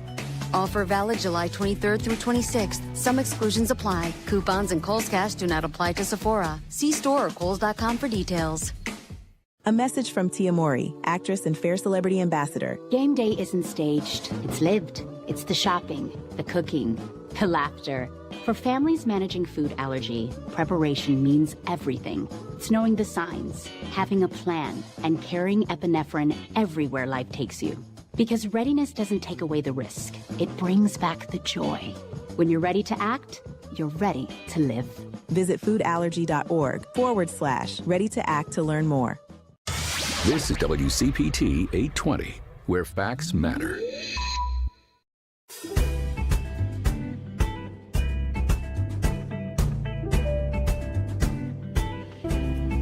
All right, guys, welcome back to Choose Views. If you're just tuning in, I'm Richard Chu. Thanks for being with us. Thanks to Jody, thanks to Shawn, and thanks to Karen for being with us this morning. Thanks for having us. Absolutely, guys. We are the Fantastic Four, as I said earlier today. So there we go. Nice. Okay, so let's talk about something that that relates to voting in the fall. That this is my, observation or thoughts on this.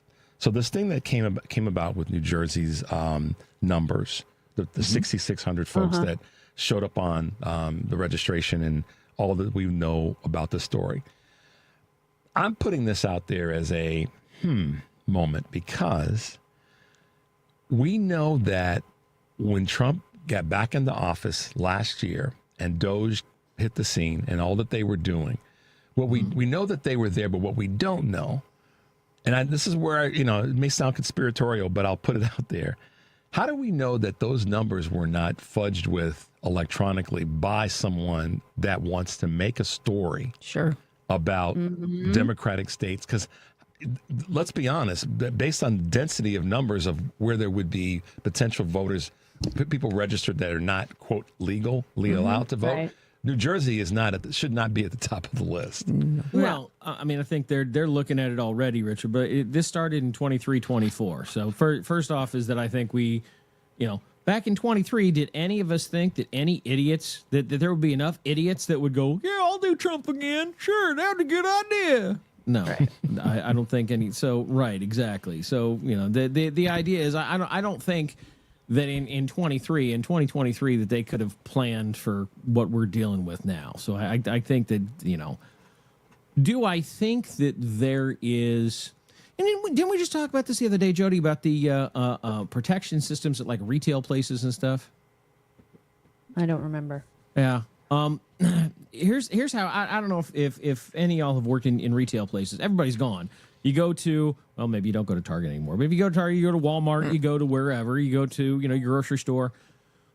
They got those scanner things when you go into the doors, right? You walk out with something you haven't paid for, and a beep, beep, beep, and light flashes, and it, right. They all do some type of basic retail protection.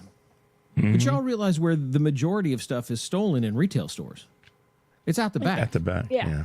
Yeah, and if you worked in a place like that, they don't have nothing like that. They don't have the scanners out the back door. They don't have any of that type of stuff. And people go, why? And it's because there is a level of protection at which it's viable and it's sensible to have. You put a lock or two on your front door. You don't put 6 locks on your front door. That's a little ridiculous. There's a certain amount of protection that we absolutely can and should do to all of our voting systems, and that's fine. But the amount of, we're not going to have a 0.0% perfect, everything is perfect every single time in every election, everywhere, all the time. The amount of resources that it would take, we simply, hell, you'd be spending the military budget. I was just to say we'd have to adjust the military budget to have perfection. Right. I don't think perfection. It's not realistic. I don't think perfection is realistic. Right. And on top of that, or alongside of that, maybe is better.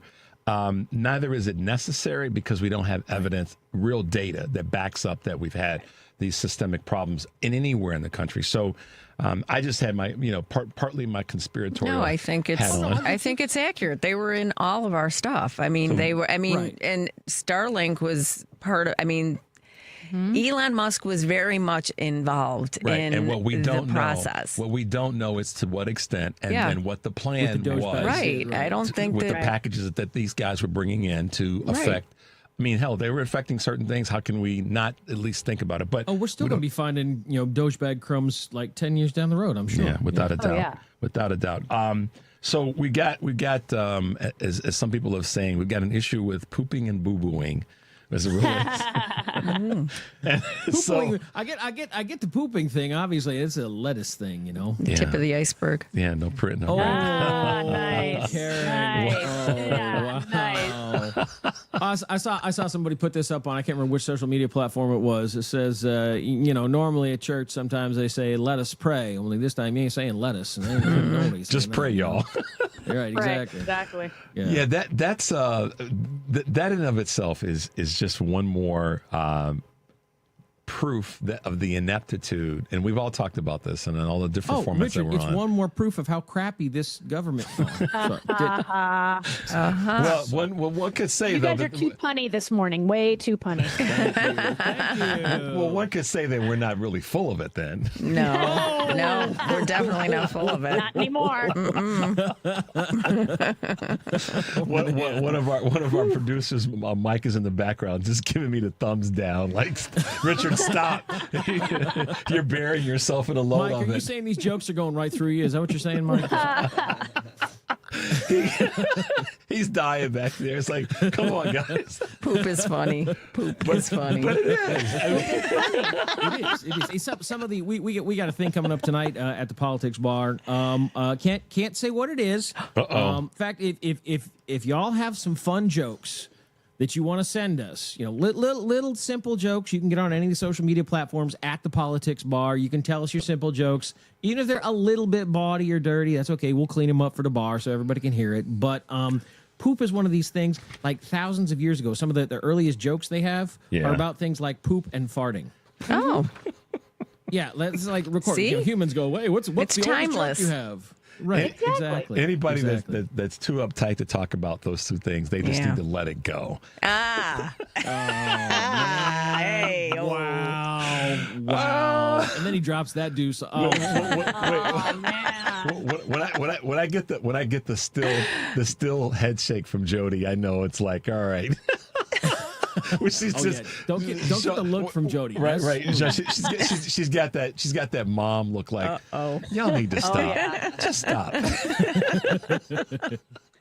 Now I got the finger wave. She's going to call you Richard Louise in a minute. I know. I am going to call you Richard Louise in a minute. That's right. That's right. I actually had an Aunt Louise. She was the bomb. So, guys, we have to add the humor and the levity to what's going on because, in large part, there are so many people who are not able to have that outlet. And I think that one of our opportunities that we all have is to make sure that we're bringing as much kindness and humor and connection. And connection is a big one for me to people that are they don't have the tools. They're not the tools. They don't have the access. That's a better word. They're in a silo, and so the opportunity for all of us is to continue to make those connections. So it always means a lot to me that you guys would take some time to hang out. What y'all got going on tonight at the bar? In addition to the bad jokes. Well, we have this wonderful couple of people coming in. One of them, I believe, wearing a Rush 50 concert shirt. I believe her name is Karen Byrne. I heard about that. I wonder how did she get that shirt? I mean, like, does she know somebody? Don't tell Bob Seska. Don't tell Bob Seska. He's gonna be a damn man. No, well, but look, Karen and Anita are gonna be in. Oh, and Carolyn Fiddler. Just okayed in. She's among other things. Carolyn is one of those legal eagle folks that we have. The legal bar from the Politics Bar, and we're going to be talking about the whole Paramount Warner Brothers Discovery thing, and about the fact that it's not looking very good for the Ellisons. Oh, I feel so. Check this out real quick before we jump. But and in addition to that, the suit that Trump. The $10 billion. Yes. I want keep that train moving, Donald, so that we can get the discovery, because the judge, from what I understand, has ordered that the information on the trust and some other parts of the quote Trump family businesses got to ante up. Oh, Lord, help us. Yeah. Please. Seriously, when other countries are doing the job, that we should be doing here. I mean, the Tate brothers.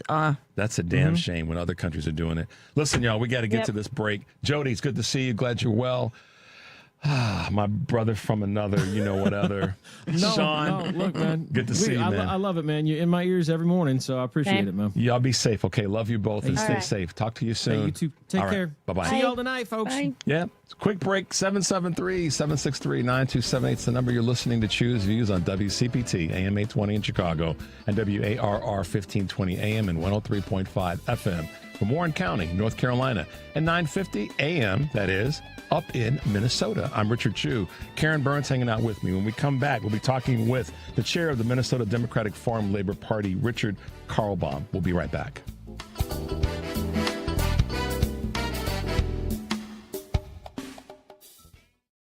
I am often asked, why is it important to have a living trust? The most important reason is control, being able to control where your investment accounts, retirement accounts, and your home go upon your passing. This is Tony Moret. I've been an estate planning lawyer here in the Chicago area for over 35 years. You have probably heard my ads here on WCPT over the last several years, and it has been a privilege to be on their airwaves. The reality is, for most people, their assets will go through a court-supervised process in probate court, which can be expensive and takes many months. Having a living trust will make sure this does not happen. Control of your assets will be handled directly by your trusted family member or friend.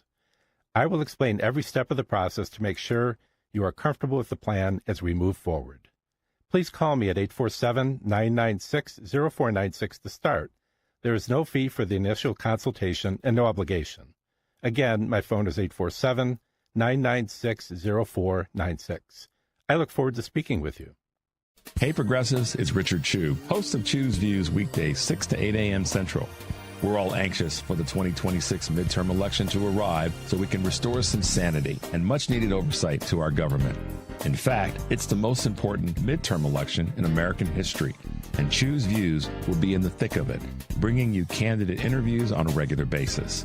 I'll be talking to Democratic Party hopefuls running for House and Senate at the federal and state level, as well as candidates for governor and other state and local offices. I am in love with our ability to fight for our rights, to fight for our future, to fight for our freedoms, to fight as our ancestors fought. It's just our moment. This is just our time to stand up and to speak up. We can't give up on this. If you miss any of the interviews live, you'll be able to find them all on WCPT's candidate interviews page at heartlandsignal.com/candidates. That's Choose Views weekdays from 6 to 8 a.m. on WCPT, Chicago's progressive talk for 20 years.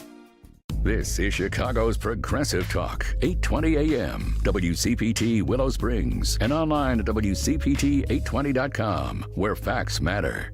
From the Weatherology Weather Center, I'm meteorologist Jennifer Wojcicki. Skies will become mostly sunny here for today with a high into the lower 80s. Winds out of the southwest around 5 to 10 miles per hour. And then for tonight, mostly clear with a low near 64.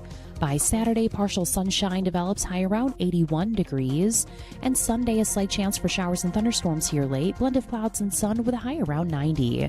That's your latest Chicago weather update. Currently, it's 66. You're listening to WCPT 820, because facts matter.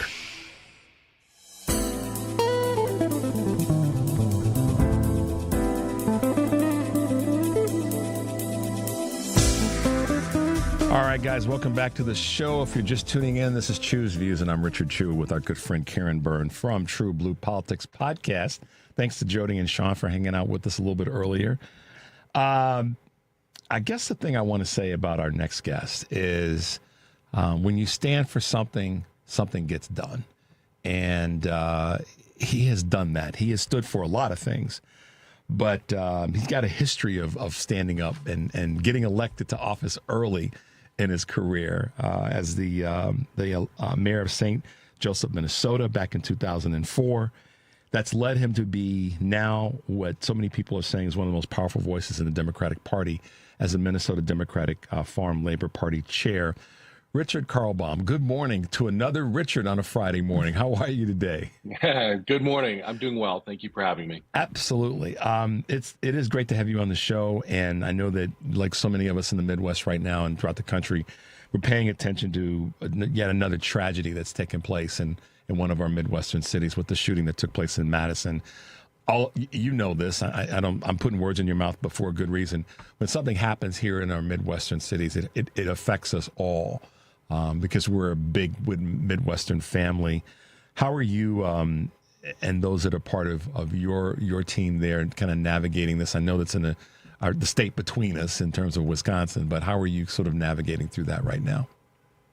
Yeah, I mean, it's yet another situation that we have to as Midwesterners confront the reality of it, and It's certainly the talk in community up here. People are lifting up Madison and trying to understand how we can stop this kind of madness that takes place.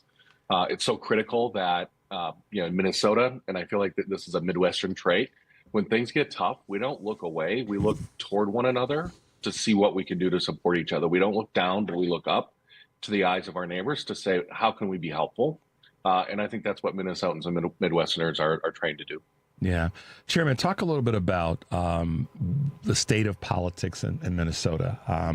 It has for such a long time been one of the backbones in U.S. politics for decades. And so we've seen some oscillation. And right now we've got a very important race with the governor's race there.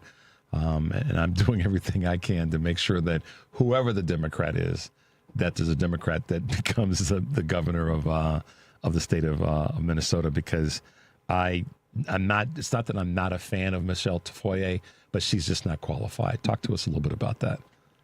Yeah. So we have both an open governor's race and an open U.S. Senate race. In the governor's race, we have Senator Amy Klobuchar. Our senior senator has decided to come home from Washington and run for the position of governor, which we're thrilled about. She is one of the top vote getters every election cycle she's on the ballot. She really does have the trust of Minnesotans, and so we're very excited and fortunate to have Senator Klobuchar running as our DFL endorsed nominee, and she'll get through the primary no problem. On the Senate side, and then on the Republican side, we of course have the pillow guy. Mike Lindell's running for governor of Minnesota. He is the chief election denier.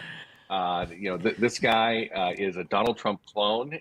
Donald Trump just last weekend at Bedminster, his golf club in Bedminster, New Jersey, literally sang his praises in front of the crowd and called him one of his longest friends.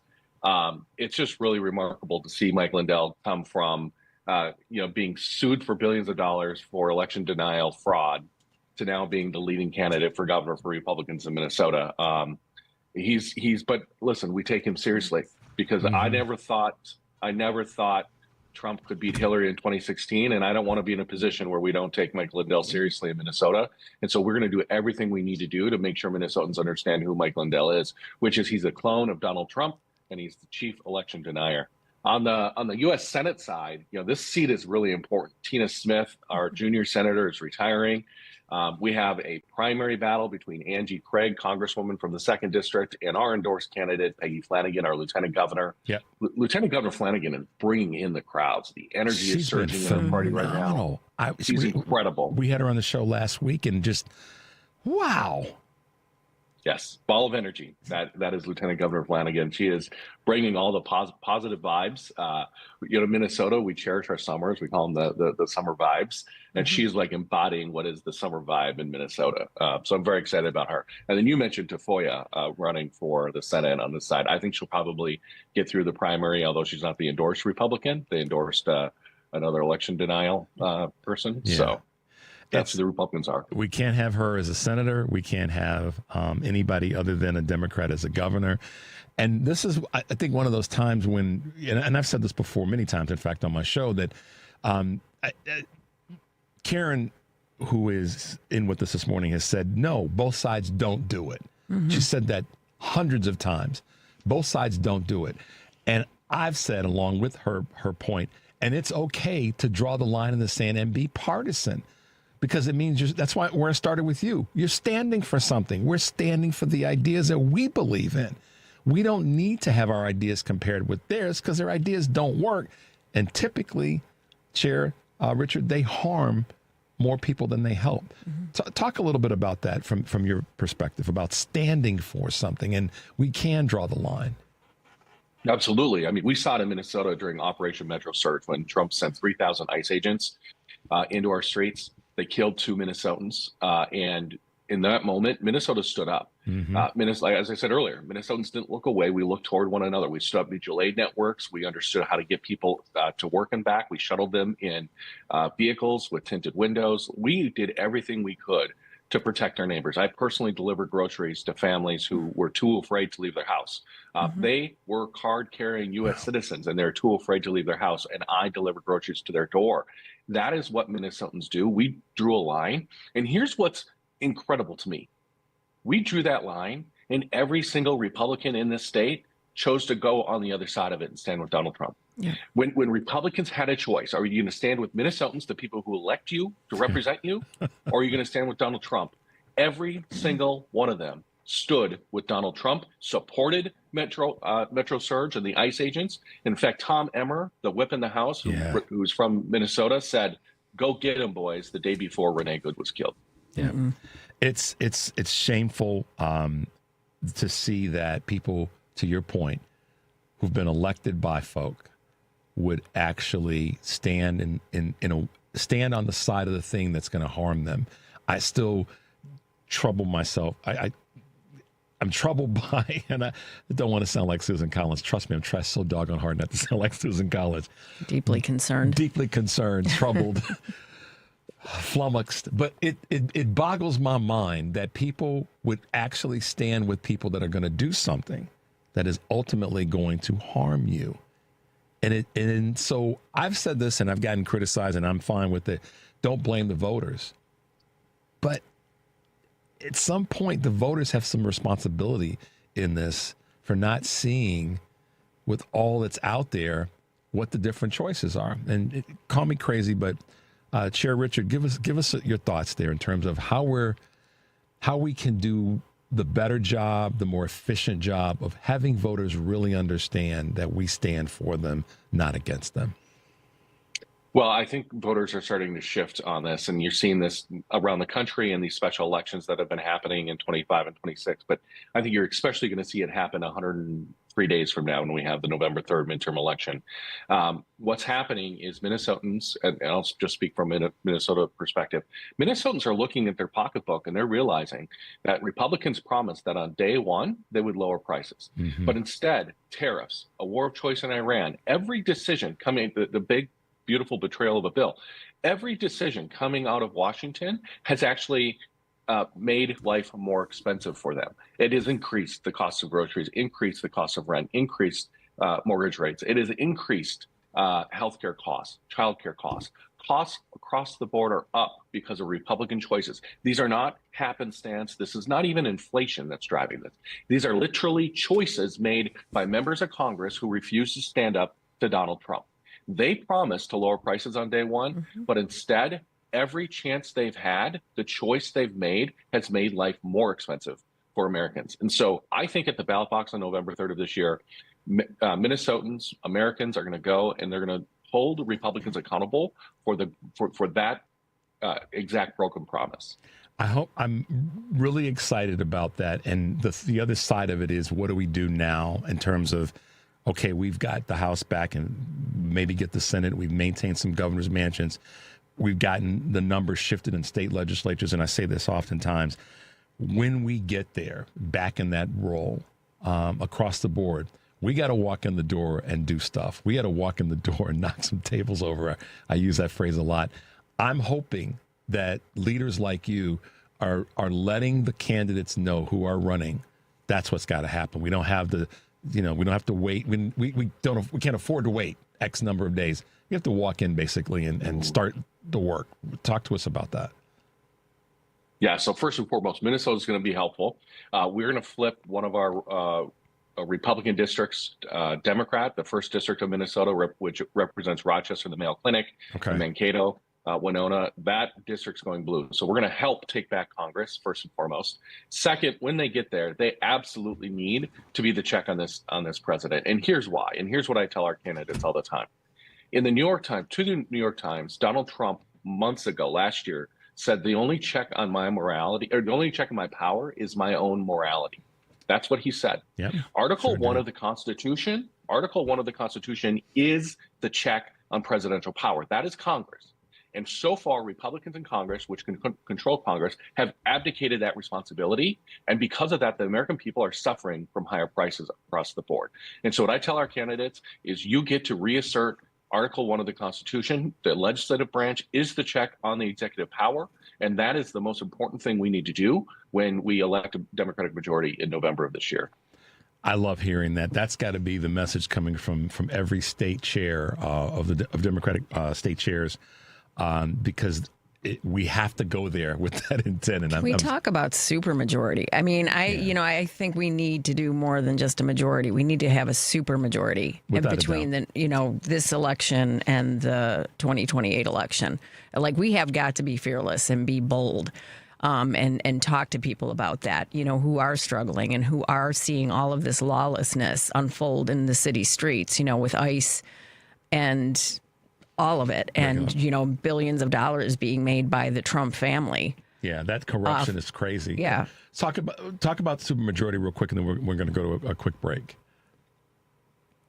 Yeah, look, we need to obviously win, and we say this all the time. We're going to deliver the largest electoral defeat of a sitting president in the history of Minnesota midterms, and I hope Americans do that across the country. If we do that, we will pick up congressional seats here in Minnesota. We'll keep the 2 U.S. Senate seats, and we'll be able to have, at least from a Minnesota perspective, a supermajority. I also want to say, Melissa Hortman, who is our beloved Speaker of the House, assassinated last year. Her assassin, who murdered her, was sentenced this week. And there's no justice that will come from that sentence. But I will tell you this. We are hell-bent on taking back the Minnesota House for Speaker Hortman. And that is a place where we're going to push a supermajority goal as well. And then you'll have the trifecta, if I got things right. So we have the trifecta and the triangle. We'll have Senate and governors, right? Yeah, that's what we need. That when we have those, Chair Carlbom, we get stuff done. It's been proven in so many different states. So let's take a quick break. The number is 773-763-9278. You're listening to Choose Views on WCPT AM 820 in Chicago and WARR 1520 AM and 103.5 FM from Warren County, North Carolina, as well as our good friends where? The progressive voice of Minnesota, AM 950. I'm Richard Chu with Karen Byrne from TruBlu Politics podcast and our great state leader, chair of the DFL in Minnesota, Richard Carlbom. We'll be right back.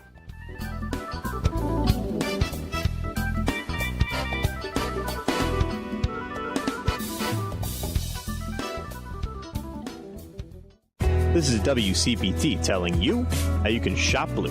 While Donald Trump is making a mess out of this country, let's take a look at some vacuum cleaners that support the Democratic Party. iRobot. Now, iRobot is a company that makes Roombas. Everyone knows what a Roomba is, right? Little electronic vacuums that do it themselves. Pretty dang cool. Well, 96% of iRobot's donations went to Democrats in 2024.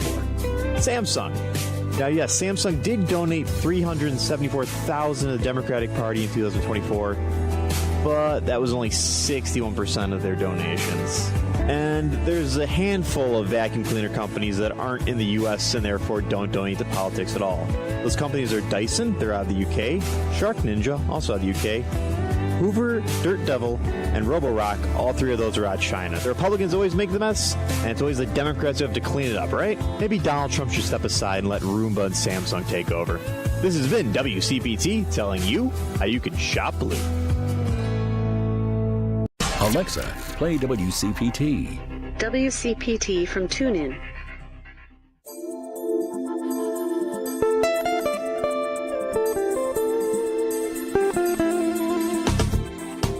Hey guys, this is Richard Chu, host of Choose Views. That's what you're listening to if you're just tuning in. Here with my good friend Karen Byrne from TruBlu Politics podcast and the chair of the Minnesota Democratic Farm Labor Party, Richard Carlbom. Let me ask you this question. Let me make a statement in question. You've been a part of two of the most significant bits of legislation in the state. One, both of them affecting families, obviously with regards to making sure that children are fed and that people have the right and the joy of marrying who they choose to marry. Talk to us a little bit about you being a part of two of those big pieces of legislation. Yeah, absolutely. So in 2012, Minnesota became the first state in the country to defeat a hurtful and divisive amendment that would ban gay marriage in our Constitution. I was lucky enough to be the one who was the campaign manager, the leader of that fight in 2012. When we won in November, we then shifted and went into a legislative campaign. And 6 months later, we had then Governor Mark Dayton sign marriage equality into law in Minnesota in 2013. So that was really special. I then myself got to get married in Minnesota in December of 2013 to my husband, Justin. And, now we've been together 19 total years, obviously married since 13. And then the other one happened in 2023. We won a slim majority in the House and Senate, and we had the governor's office, and the governor and the speaker and the Senate leader sat down and made a list of things that they wanted to accomplish, and one of them was universal school meals, so that every kiddo in school gets breakfast and lunch. And you know what? We got it done. We got it done just weeks into the legislative session, and because of that, it saves families on average $2,000 a year per kid. So if you're got 2 kids in school, you're saving $4,000 a year. That's probably anywhere between 3 and 4 mortgage payments. That is significant opportunity for us to cut costs for families. And it's really, kids now are actually able to learn because they're not, going hungry. Yeah. I look at it from my financial planning days. That $4,000 properly, conservatively, if you will, invested, if it's saved and not having to be spent, furthers that family's ability to achieve wealth, having that available to them in their line item, their kitchen table items. So a lot of times when I hear folks talk about kitchen table items, they don't get into that part of the nuance. And it is nuance that, okay, so we save $4,000 a year. Maybe we don't spend it on something else. Maybe we use it toward our children's future as it relates to their education, as it relates to a variety of different things. And that's the part where I think a lot of folks, we all have such a huge opportunity to talk about it from that vantage point. So kudos to you, Chair, for making sure that these things were done. And they were, again, nobody's lives were harmed. This is the problem with the difference between Republican, policy and ideas, which stink. They just do, because it's about taking stuff away from people. It's not about making lives better. These two things clearly made people's lives better in the state of Minnesota. And a template. This is the thing. Everybody should know this. They were a template for what we were trying to get done on the federal level. And I do believe that if Vice President Harris and Governor Walz had won, that this program that you guys got done in Minnesota would have been part of our federal programming versus the direction that we went with SNAP. I mean, it's crazy, but take the baton on that one, Chair. Absolutely. I mean, when you think about the shifts that they're doing in SNAP and the states that's harming, and listen, I talk about harming states. This is harming families, right? We have to make it real. We have to make it connected to the people we see each and every day. When you go to the grocery store next time, you're literally likely, if you spend 10 minutes in a line or around the checkouts, you're going to literally see families trying to figure out what they need to put back because they can't make the budget work, right? That happens all the time. I see it all the time. Some of those folks are relying on SNAP benefits to get through.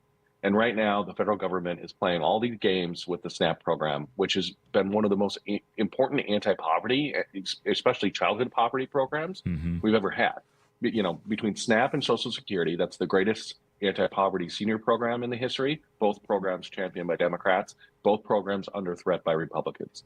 And when it comes to SNAP shifts in Minnesota, it can have a devastating consequence because the counties and the state can't absorb all of these cuts that are coming.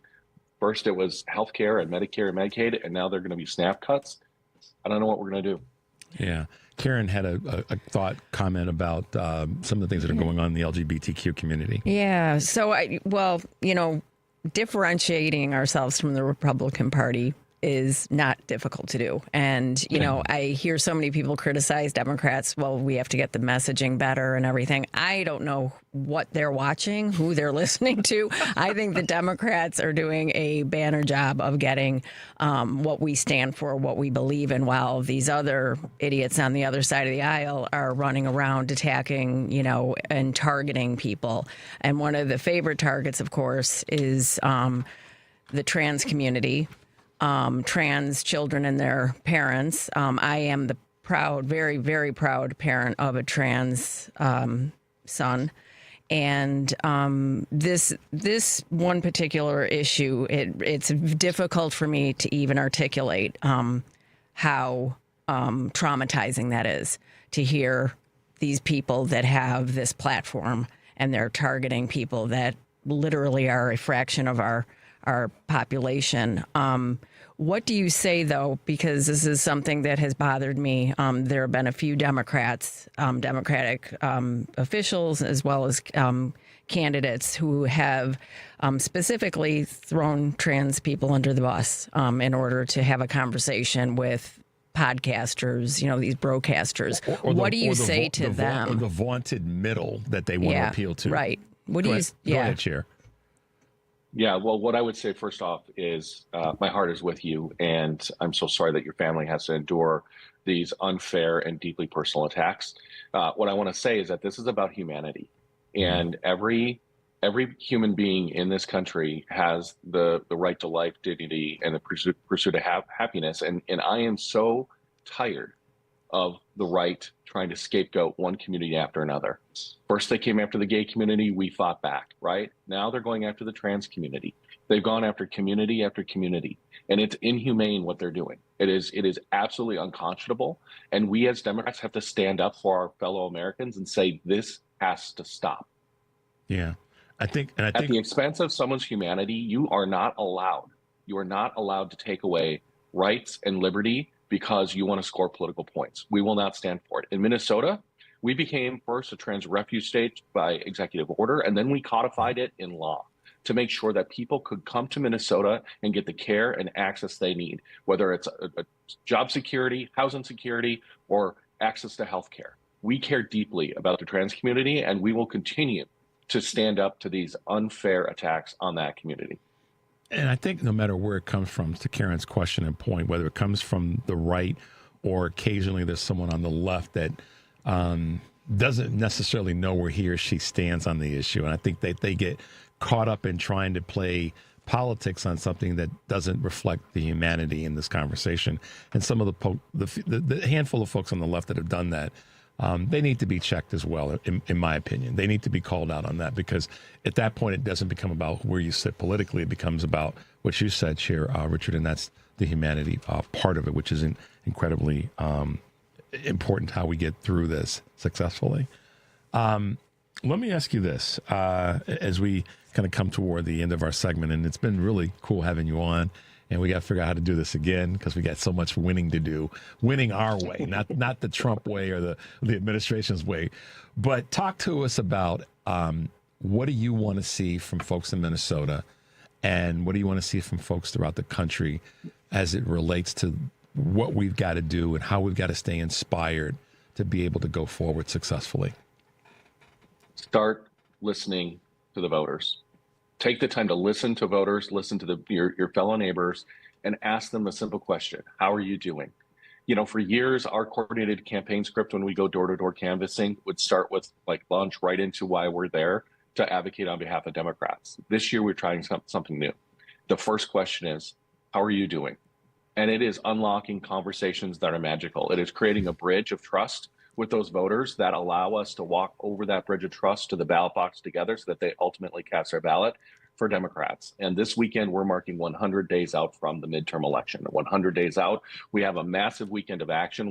We're launching dozens and dozens of canvases, door knocks all over the state. We have offices in every corner of the state. We are organizing everywhere so that we can win anywhere in 2026. And I want people to get out there, go door to door and listen. People say to me, does canvassing really still work? Is door knocking still worth it? Listen, politics right now is as far as somebody can reach. And if you are canvassing your neighborhood and asking your neighbor how they're doing and then talking to them about what Democrats will do to lower costs, I guarantee you that is going to be a more meaningful conversation than $1 million worth of TV ads this fall. So we need people to be out there on the doors. It is more important than ever. Thank you for your time today. I was really honored to be on your show. My pleasure to have you with us. I was looking forward to it, and whenever I get to talk to another Richard, it's always a good day for me. So, he is the chair of the Minnesota Democratic Farm Labor Party. His name is Richard Carlbom, and you guys need to follow him and get in his business so he can be a resource and a tool to help us do what we say we got to do, which is to keep winning. Thanks, Chair, for being with us this morning.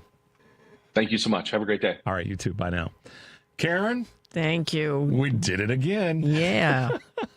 Guys, thanks for tuning in to our show this morning. Thanks to Jody and to Shawn. Thanks to Senator Sims for being with us. Thanks to Rick Smith. I mean, we were loaded up. The wagon was full today. Yeah. There you go. And thanks to Mike and to Henry for always keeping us on the rails.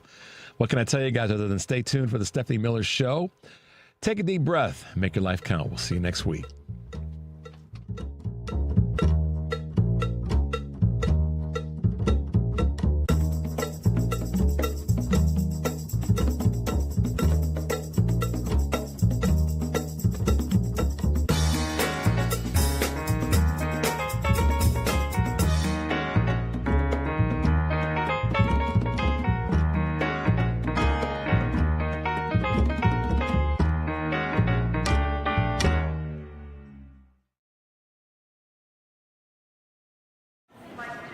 The best words to hear at the TSA security checkpoint?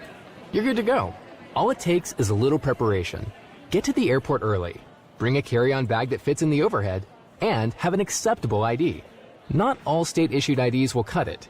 Check out tsa.gov/ID and see which TSA acceptable IDs make the grade, like a real ID or passport. Before you jet, do a little prep, and you're good to go. Check out tsa.gov/ID or the MyTSA app. Many of our U.S. veterans and service members face challenges, mental health struggles, housing obstacles, food insecurity, and social isolation, to name just a few.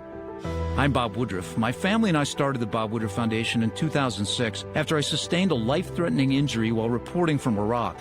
Our service members had my back that day, and we need to have theirs now more than ever. At our foundation, we invest in solutions, so learn more about our work at bobwoodrufffoundation.org/success. A riddle brought to you by Progressive Insurance. What does your home and auto have in common? Progressive protects them both. Well, that was an easy riddle. Learn more at progressive.com. AP News, I'm Marcela Sanchez. President Trump is going ahead with new double-digit tariffs on 60 U.S. trading partners, with the president saying these countries did not adequately enforce a ban on goods made with forced labor. The new tariffs kicked in just as Trump's temporary 10% worldwide tariffs expired at midnight today. A series of explosions sounded near a military base hosting U.S. forces in northern Iraq, while sirens rang out in Bahrain today. This came hours after the U.S. military said it finished its 13th night of strikes against Iran. The Trump administration has withdrawn subpoenas against 3 New York Times reporters. The AP's Mike Sisek reports a federal judge criticized the government for sloppy legal work. Those subpoenas had sought testimony from those reporters in front of a grand jury as the government investigates what it says are leaks about the safety and security measures on Air Force One. President Donald Trump recently began using a Qatari-donated jet, a Boeing 747 that the Times reported lacks certain safety features, including anti-missile defenses. Hundreds of former or retired journalists and 8 press freedom groups are asking the White House Correspondents Association to stand up to the Trump administration's recent attacks on the media at its rescheduled dinner today, a dinner Trump says he'll attend. The first dinner was cut short in April when a gunman, who prosecutors say was trying to assassinate Trump, opened fire at the Washington Hilton. U.S. markets ticked modestly higher in pre-market trading, and oil prices retreated for the first time in a week, even as heavy fighting in the Middle East again threatened to slow the global flow of oil and gas. More stories at apnews.com. This is AP News.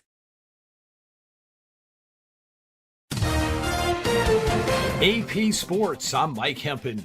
Quarterback Fernando Mendoza, the top overall pick in this year's NFL Draft, has signed with the Las Vegas Raiders, as we hear from correspondent Bruce Morton. It is a 4-year, $57 million guaranteed deal with a 5th-year option. With this signing, the Silver and Black's entire 10-player 2026 draft class is now under contract. Carolina Panthers outside linebacker Nick Scorton suffered a torn ACL in his right knee on the first day of training camp. He'll be placed on injured reserve.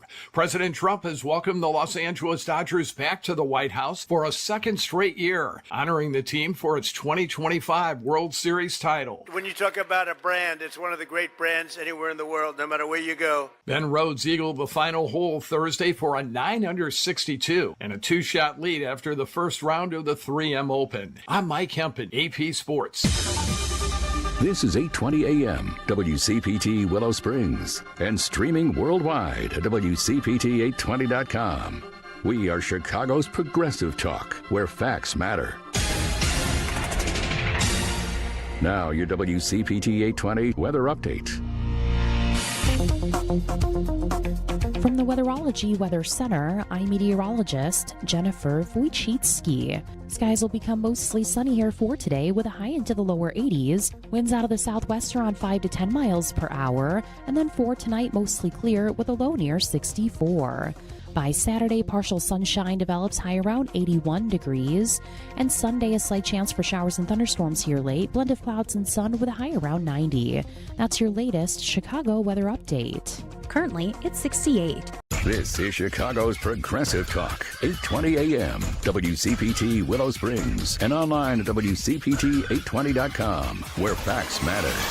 Summer is about to burst with fun at the 97th Annual Lake County Fair, Wednesday, July 29th through Sunday, August 2nd. Experience 5 unforgettable days packed with thrilling rides, mouth-watering fair food, adorable farm animals, incredible 4-H, and the excitement of the Lake County Queen Pageant. Plus, enjoy 12 free daily shows and attractions included with your admission. Cheer on the pig races, watch world-class lumberjacks and magic show, meet amazing canine performers, and explore interactive exhibits. Even more excitement with our grandstand events, including the Demolition Derby, motocross, monster truck throwdown, and pro bull riding. Whether you're making family memories, chasing thrills, or just coming for the funnel cake, there's something for everyone at the Lake County Fair. The fun pops off Wednesday, July 29th and runs through August 2nd at the Lake County Fairgrounds in Grays Lake. Buy your tickets today at lcfair.com. The Lake County Fair, where summer is bursting with fun. Hi, this is Tom Hartman. Sandra is a 73-year-old widow with $1.4 million in retirement savings. In 2025, she took her first required minimum distribution. That RMD pushed her into a higher bracket, increased her Medicare premiums, and caused $31,000 in needless taxes. Her advisor doesn't handle taxes, and her accountant only prepares returns. She felt alone and neglected. Sandra then met with Brookfield Tax Planning for a free, objective, second opinion tax review. They showed Sandra how she could legally reduce required minimum distribution and other taxes by over $13,000 this year and every year with lower Medicare premiums. Think about what you could do with all that extra money. Schedule a free, no-obligation second opinion tax review now. Once 2026 is over, tax savings opportunities are gone. Schedule your free review now. Visit BrookfieldTaxPlanning.com or call 708-485-3439. That's BrookfieldTaxPlanning.com, 708-485-3439. Chicago's Progressive Talk, WCPT 820, where facts matter.